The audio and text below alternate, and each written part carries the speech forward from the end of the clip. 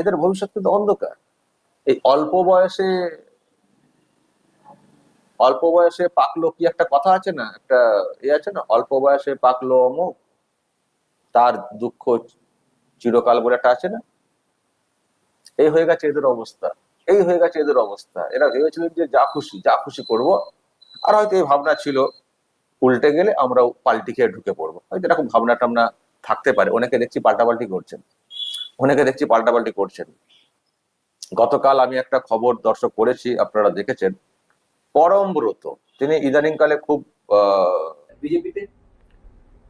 কারা এসব জল্পনা উস্কে দিচ্ছেন এসব তারাই বলতে পারেন। এসব নিয়ে চিন্তা ভাবনা করার সময় বিজেপির নেই। বিজেপির তৃণমূলীকরণ হবে না। কোনো ঋতব্রত, কোনো সত্যব্রত, কোনো পরমব্রত, কোনো চিত্রব্রত যারা আছেন না, এদের জায়গা এখন বিজেপিতে নেই। দরজা বন্ধ।